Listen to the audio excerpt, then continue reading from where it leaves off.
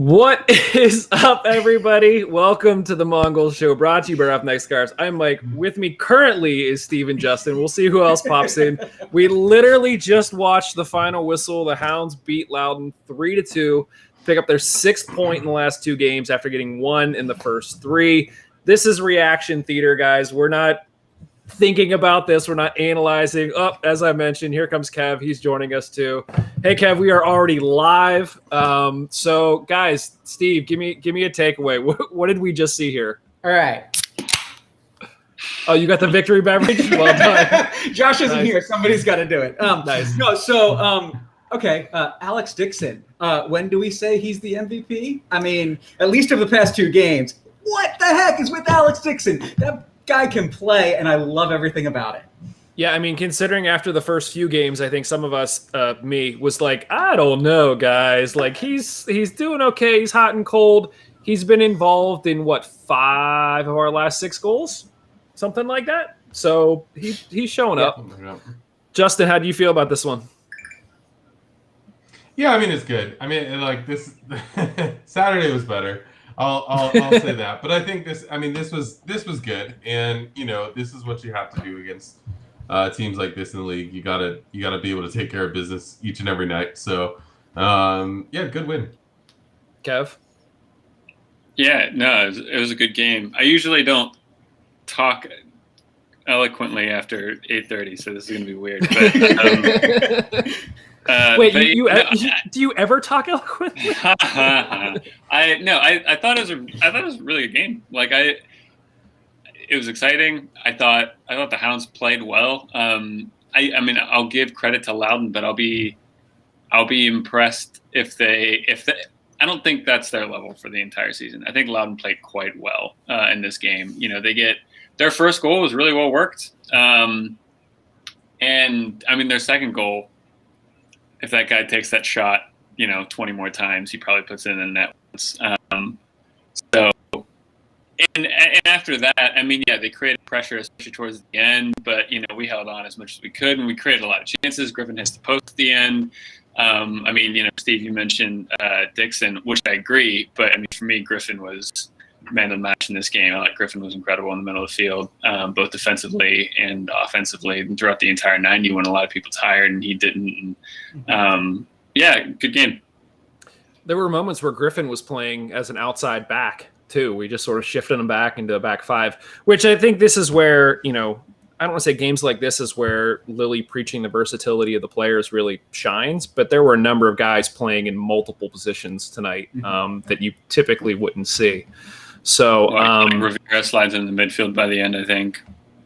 Yeah, we know he can play in the midfield. Like, that's not a surprise, but he didn't come on in the midfield. Listen, I made the comment on Twitter. I think you give Rivera another year-ish, and he's as good as James was last season for us. My only concern at that point is whether or not he's still with the team. So I know, Kev, you're whatever. That's fine. I will say this. I felt a lot better after the end of the first half than I did at the second half. We felt, much more together and composed, and it seemed to spiral a little bit in the second half. So Mark just posted a question in Facebook. You guys are welcome to post questions on Twitter, Facebook, and YouTube. The question was, can we talk about how rough our defensive coverage was and has been so far this year? Justin, do you have thoughts on this?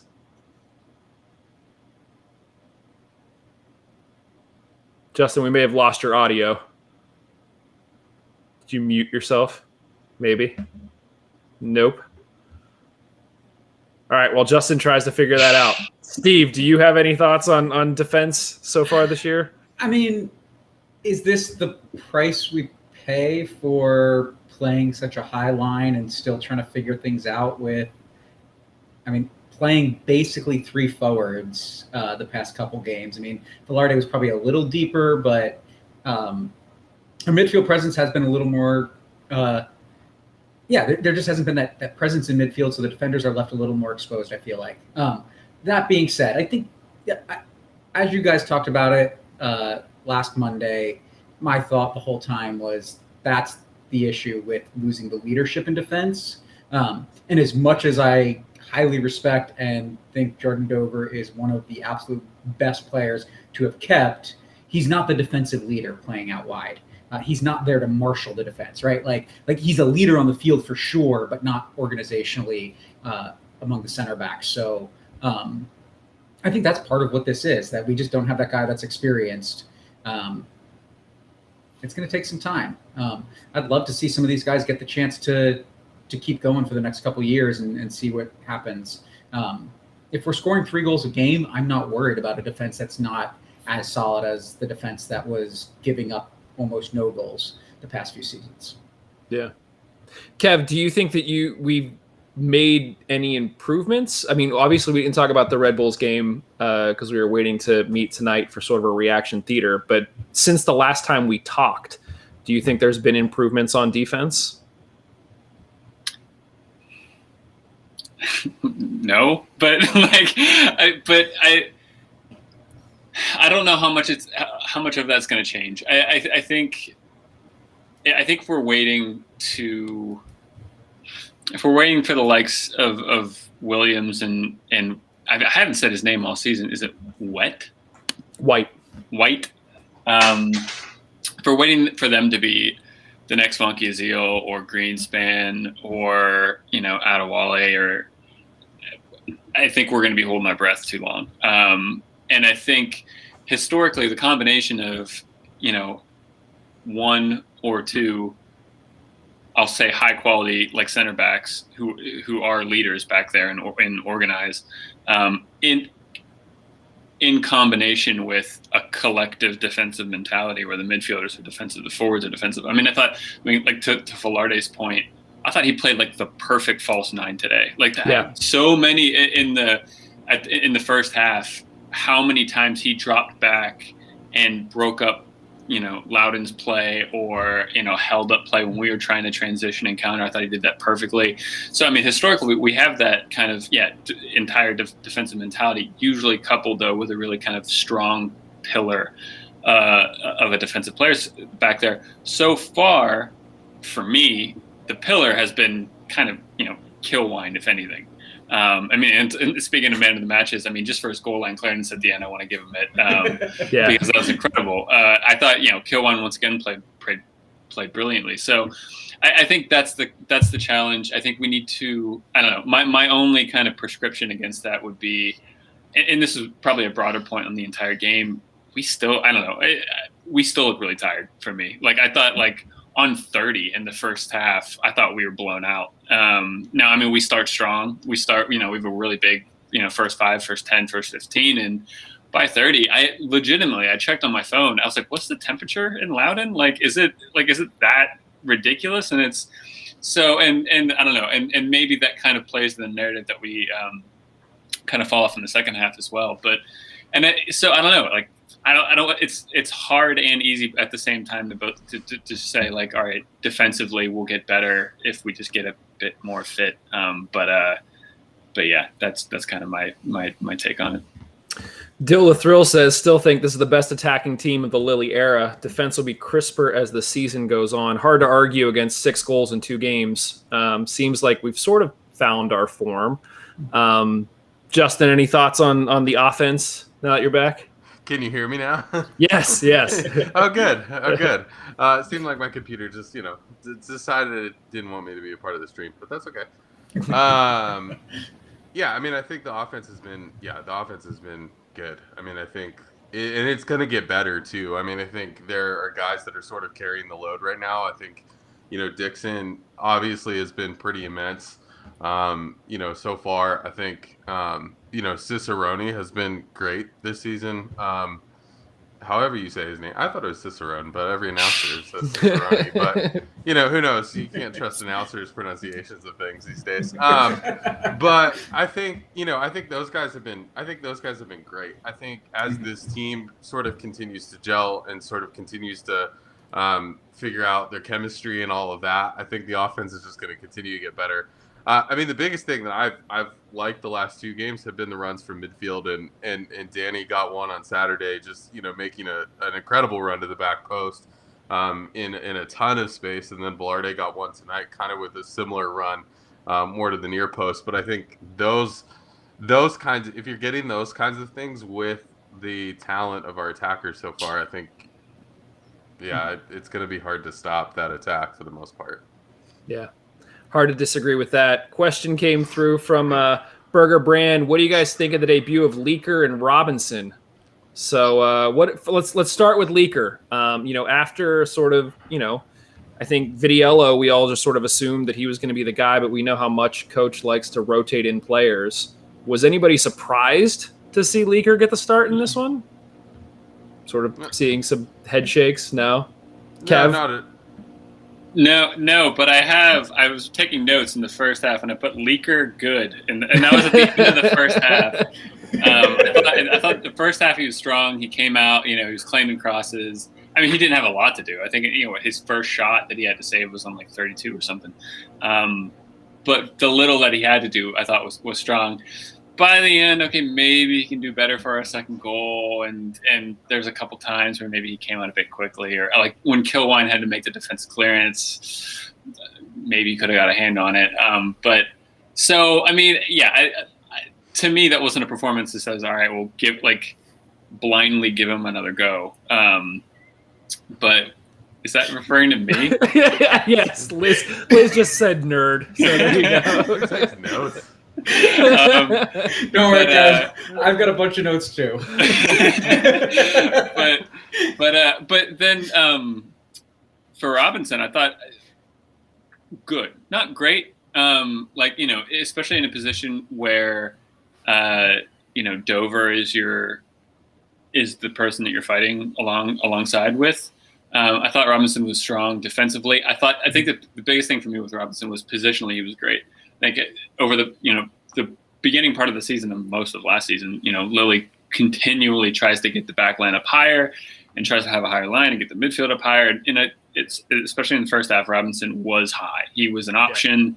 Now when he was on the ball, he was sloppy. Time he didn't he didn't put in a great ball. He didn't put in great passes. I think Dover edges him still in that game, but I mean it's one game from Robinson that we've seen. I mean it's not one game, but because he's come on as subs. But no, promising. And it's cheap to say, but he's tall. And tall is helpful on the defensive line for set pieces and everything. Justin, I want to throw to you on Leaker to come back to that, but I was impressed in that first half when we were playing sort of a flat four in the back, how high our two guys on the outside were pushing. I was not expecting that from a four-man back line to just leave two hanging back there. I don't know if Loudon wasn't expecting that either. But Justin, what were your thoughts on Leaker? Yeah, same. I mean, I think Leaker was good. I think this is what kind of was going to go into what I was going to say defensively too. I think it'll be interesting to see in game live and be in the seats, because I think one of the things we've had for the last couple of years between Tommy V and Joe Greenspan and Hugh Roberts and Toby Adewale and some of these guys is we've had very experienced center backs who are calling things and positioning people. And then even when you think about Vitiello and some of our keepers who, again, more experienced and able to position guys a little bit differently and all that kind of stuff. I just wonder a little bit of where our defense is with that. I'm not sure Shane Wheat is the guy back there in his first year in the league, trying to position guys, and not seeing that a whole lot from McKelway. I'm not seeing that from really any of our guys being that kind of steady force in the back. So I think that is what Vitiello kind of brings to our defense and that sort of thing. But I think for a pretty inexperienced back line and a pretty inexperienced keeper and Leaker, I felt like this was a pretty good game. I mean, I don't think, there were some mistakes positionally. We could have been better in some areas, all of that kind of stuff. But that's where it'll be interesting to see a game in the seats where you can actually kind of see who is doing that and who is, what their positioning looks like from behind the goal or different things like that. You can actually see a little bit more of that than what you could tell on TV. So it will be interesting to kind of see that. But I thought that Leaker was good. Yeah, I think for his first game, especially, I think he was aggressive at times, which was good. He didn't back down from a challenge, which is good. To Kevin's point, could he maybe made some of the saves? Maybe. But again, it's his first game. Steve, any thoughts on Robinson? Yeah, I mean, I liked everything I saw out of him. Kevin put it well, saying, Sometimes he wasn't great at the ball. But this is what I expected and hoped to see out of him.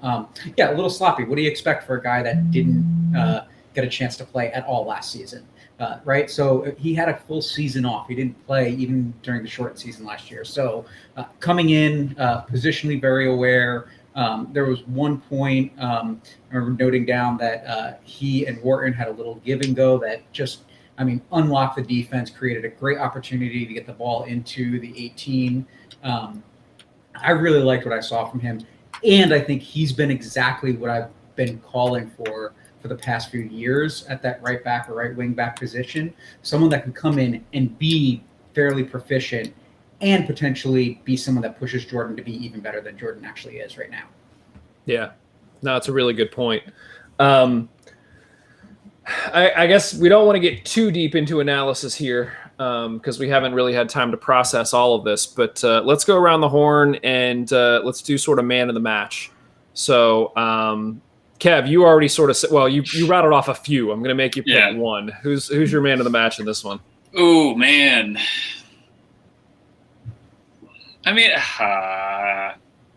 So this is going to happen all season where I'm going to say Griffin played really well and he put in a solid performance in the midfield. And I'm going to – it's almost kind of just like say, yeah, you're good, and then kind of forget about you and everything. And I'm going to do it here. But it's like Kilwine for the defensive clearance, like saving the game.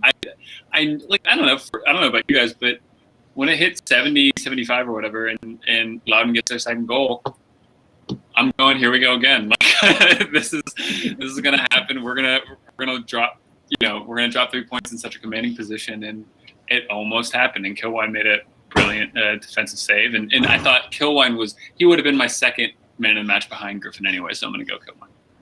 Okay, Justin, who's your man of the match? I'm not going to quite go that far, Kev, but I really did like Kilwine tonight. I think he is, I think when Bob talks versatility, he is a guy who gives us a ton. He can kind of play center back, he can kind of play outside back, and he can give us a ton. I kind of have to go back to your original one of Danny Griffin. I think Danny Griffin has been so good this season, has been all over the field, has caused all kind of headaches for defenses and been a pest and all that kind of stuff. So I really like Griffin. I thought our forwards were all good. I didn't think any of them had a man of the match type performance. And honorable mention to Velarde. I thought Velarde was good tonight and better than I think I was expecting going into him starting the game. Steve? Oh, it's still Alex Dixon for me. Like, I fundamentally think he changed this game. That first goal doesn't happen if he doesn't have the awareness and the pace and the tenacity to go after the ball that he then is able to touch off the defender. It was a ball into nowhere, and the defender should have easily gotten it. He makes the run, gets a foot on the ball, taps it off the defender, it goes out for the throw-in. He throws it to, I think it was Griffin. Griffin gives it back to him, and then he makes that cut to the end line right at the 18, makes that cross in, and Velarde taps it home. When you're seeing a guy put in that type of work and be involved in all three games, it's hard for me to pick anyone else. I'd say the same thing about the penalty. That's a ball that almost every day the defender should get first, and he makes himself get in position and get between the ball and the defender and draws that PK. So we don't get 3 goals without Alex Dixon on the field tonight. Yeah, I think it's a really hard shout because I do think a lot of guys contributed. I think Todd Wharton was pushing a lot higher than he was previously. I'm not giving him my man in the match. I'm waiting for Kevin to go, here we go. I think that to your point, Velarde playing where he did, I think was a bit surprised. We had seen that a little bit last year, but I think the way he was able to contribute wasn't something that we saw last year. We saw it in flashes, but it was typically out wide. It wasn't through the middle. He wasn't that link-up play like he was tonight. I think that's the spot. I don't like it. Wharton, Forbes, and Griffin to me are as good as a midfield pairing as I think we're going to get, and I really like them as a 3. I don't want to see Velarde in the middle in a midfield 3 like that. I think this kind of false 9 with Dixon and Cicerone, both who have goals in them, I think is kind of a perfect position for him. Yeah. How do we feel after this game? I mean, we're going to talk for a split second. On Sunday at 6, we're going to be back at Highmark against Austin Bold. Are we feeling good heading into this game? I mean, obviously we were predicting after our first 5. We didn't get as far as Austin, but we were saying after our first 5, where do we think we were going to be points-wise? Liz called out 6, and we all thought she was crazy. Well, we got 7, so we're only 1 past that. So, Justin, how are you feeling after this one? Yeah, I mean, I'm feeling mostly good. I mean, I think that there is just I turned to Laura Ellen several times tonight and just said, like, there's just such a lack of chemistry on the field right now. Like, there are plays happening, there are good plays happening, but I think from last year, and I think we saw it towards the end of this game when you go into the second half up 2-0, all you need to do is possess the ball, and we just couldn't. We couldn't keep possession, and I think that just shows how the lack of chemistry that's there. And so I do think kind of as the season goes on, and I think Devin Kerr's kind of shouts tonight of 12, 15 games of the season, talk to me about the Hounds and see where they are. I mean, I think that's so more than any other season, that's this season. Like 12 to 15 games in, we'll really figure out where this team is. But I think that as long as the chemistry keeps developing,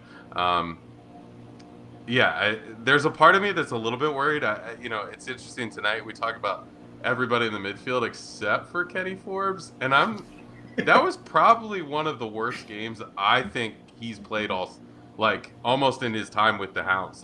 There was a couple in the first 10 minutes of the game. I think he had 2 kind of giveaways where he's like back there on the back line and trying to pass the ball around, and had 2 kind of giveaways, and neither of them turned.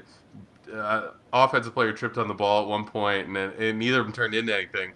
But it's just it doesn't feel like he's like jiving quite yet with this team. And so I hope that that's not a kind of, maybe that's the red card and all this kind of stuff. It's just something to keep an eye out for. But I do think that could be part of the chemistry issue too. So as long as that keeps happening, I'm feeling pretty good about where we are right now. Steve, do you agree? See, when you asked the original question, how do I feel? That's all I could focus on. So sure, yeah, I think like seeing the midfield be strong with a poor performance from Kenny is great. But my big takeaway from this is, once again, the ref was on camera far too much. A couple times it was funny when Leaker came down with that save. I turned to my girlfriend and I was like, that's great. The ref is sitting there saying, I'm talking to you just because I want Loudon to be quiet and I want them to think I'm saying something to tell you to calm down. Right? Like, that's what it seemed like. Like, the ref was just like, I've got nothing to really say to you. That was fine. But just let's pretend we're having a really serious conversation. But then, right after Gat came on, gets that yellow, Bob Lilly chirping. Man, that 4th official got an earful. And then there was the one where, what was it, Perez? He probably took the guy down. That could have been a yellow, right? But then the guy's sitting there shoving Perez while he's down 3 times. And standing over him, not a which red is card, right? Give Perez the yellow and give him a red. Come on, do your job. That's where I'm at with this game. I'm like, for a game that I should and can focus on so many other things, that I can talk about the ref in those ways. I'm just like, really, USL? Really, pro? Come on, let's get it together with that. Yeah. Kev, how you feeling? I mean, I almost forgot to mention, and I saw someone I said in the comments, I love Josh Gat. He comes on 90 seconds, bam, right? Just hits the, right? Comes on, gets the yellow, hits it, which was ridiculous to get it. That was not a yellow. It was a hard challenge. It was his first challenge. It wasn't a yellow.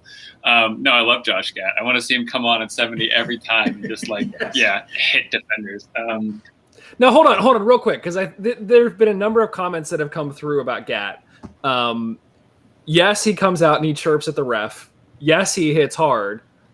But we're expecting more out of Josh Gat, right? We haven't really seen. I don't care. Forget what he's done in the past. If he's doing that, I don't care. Okay. All right.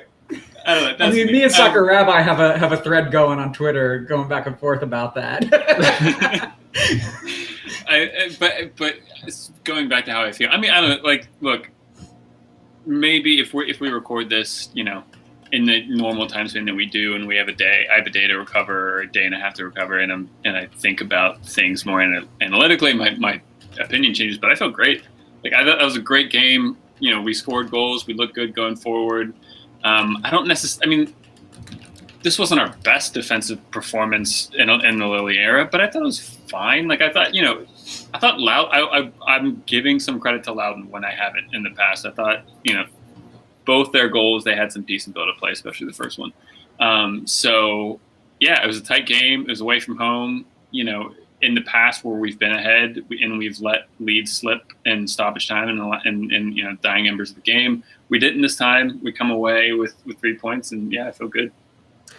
Seems like it's crazy fun times. Definitely felt like that 70 minutes on. So lots of back and forth. Can't really complain too much when you walk away with the W on that. If we were on the opposite end of that, I think we'd be complaining that the wheels came off and what the heck happened. But in this case, we skated away.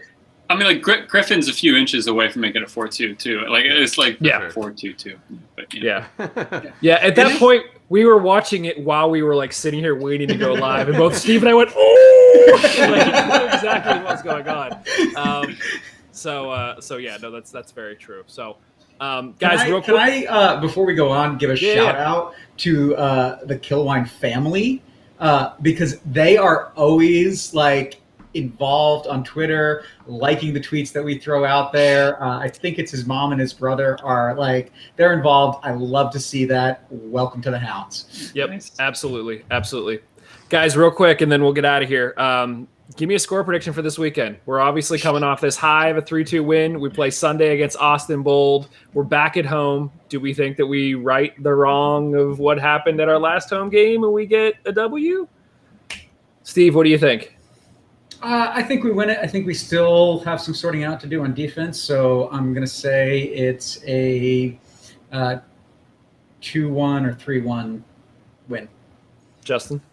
I was going to go 2-1. So, yeah, I mean, I think we still got some sorting out to do, but I think we are going to be able to score. So I think 2-1. Kev? 2-1. That's what I was saying too. I like 2-1 as well. Liz is saying 4-2 to the good guys. The God guys. The God guys. I love it. 4-2 to the God guys. Thanks, Liz, for sharing your thoughts on Twitter. I'll say 2-1 as well. Guys, one thing that there's a lot that we're going to have to talk about. We're getting all sorts of scores in now. Mike One-Check is saying 2-0. Thanks again to everybody for all the comments. We have so much other stuff we're going to end up talking about on our Monday show.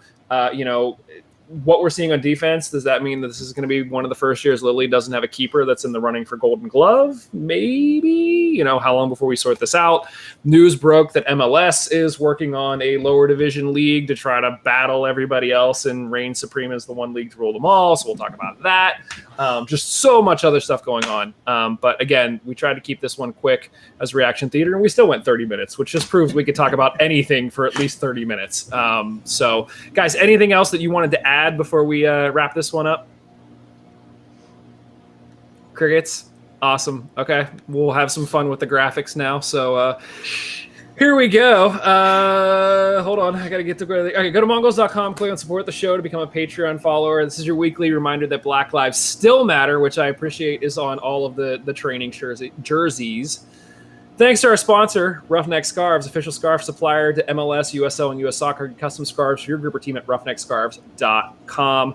Tired of the same old uniforms or cookie-cutter templates from Nike and Adidas? Looking for a completely custom kit for your youth club, Sunday League squad, adult, or even pro team? Icarus FC can help you create the kit of your dreams at an affordable price. Let them help you design your new custom kit today at IcarusFC.com. Looking for more great USL news? Head over to bgn.fm, where we've now got over 100 fans that are writing and podcasting about the beautiful game. Lots of great features that go up on the site every single week. Be sure to check them out over at bgn.fm. Otherwise, thank you, everybody. We will talk to you very, very soon. Ciao. See ya. See ya.